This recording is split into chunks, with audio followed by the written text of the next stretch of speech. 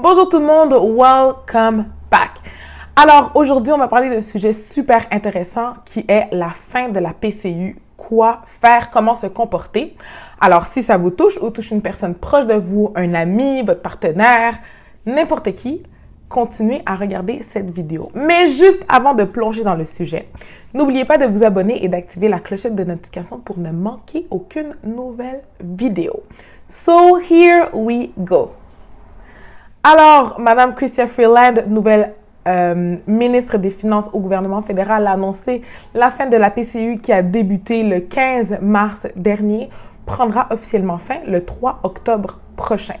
Donc, la première des choses, je pense qu'il faut acknowledge, la première des choses qu'il faut considérer, c'est se dire qu'il y a eu 24,68 millions, oui, 24,68 millions de demandes reçues de la PCU. Gigantesque. Et donc, ça nous permet de savoir que, on n'est pas tout seul dans le bateau si on a eu besoin de cette aide particulière. C'est la première chose. La deuxième des choses, mon conseil, c'est si vous êtes toujours sur la PCU actuellement et que votre employeur ne vous a manifestement toujours pas rappelé, je pense que c'est le temps de passer un autre appel. Quand je dis passer un autre appel, ça veut dire quoi? Ça veut dire continuer à demander des nouvelles auprès de votre employeur, répondre à ses appels s'il vous appelle pour vous garder dans la loupe, mais d'enlever ses oreillères et d'avoir ses horizons ouverts. De commencer à postuler pour des nouvelles opportunités parce que vous ne savez pas si finalement, au terme de 6 mois, 7 mois, 8 mois, 1 an, votre employeur va simplement passer d'une fin d'emploi temporaire à une fin d'emploi permanente. Ensuite, j'en ai parlé dans un article que j'ai écrit en collaboration avec le média 495, mais une chose qui est super importante pour moi lorsque l'on est dans une période de transition, c'est de rester organisé.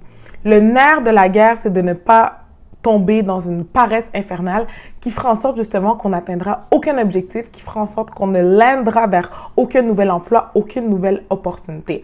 Je l'ai dit de prime abord, on enlève les oreillères et on reste à l'affût de tout. Et pour ça, il faut rester organisé, c'est-à-dire avoir un horaire de notre journée, peu importe ce qu'on a à faire, et de s'assurer de garder notre tête occupée.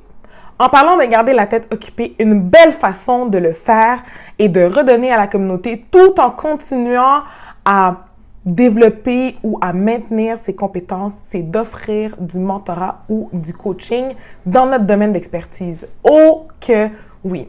Donc, par exemple, si vous êtes technicien informatique et que votre boîte est plus au ralenti, offrez du mentorat à une personne qui est finissant. Ça peut être du mentorat qui est virtuel ou du coaching à une personne qui débute sa carrière. Ça va, non seulement ça paraît bien sur votre CV, c'est super gratifiant et ça vous permet de rester up-to-date. Si le mentorat ou le coaching n'est pas votre tasse de thé, pardon, je vous invite à donner du temps dans un autre secteur d'activité qui vous intéresse. Du bénévolat, c'est toujours super gratifiant. Ça prend pas beaucoup de temps dans votre journée et ça garde l'esprit occupé. L'autre élément qui est important, pour vous allez me dire, oui, c'est obvious, mais renseignez-vous sur les programmes pour lesquels vous êtes admissible, sur la migration qu'il va y avoir après la PCU. N'attendez pas que la vie vous mène vers la prochaine étape. Assurez-vous d'être bien organisé et de bien savoir qu'est-ce qui va se passer pour ne pas vous retrouver dans une situation qui est vraiment fâcheuse après le 3 octobre. La dernière chose qui est super importante, c'est de garder le moral.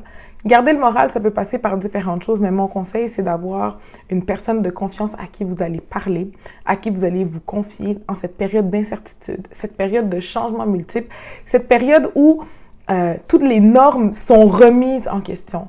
Donc, gardez une personne de confiance auprès de vous qui saura vous guider, qui saura vous apaiser, qui saura vous réconforter lors de vos passes les plus difficiles. Alors, j'espère que mes petits trucs, astuces, ma discussion par rapport à la fin de la PCU vous a été utile. Si c'est le cas, give it a thumbs up. Écrivez-moi vos questions ou qu'est-ce que vous avez pensé de la vidéo dans les commentaires et je vous dis à très bientôt.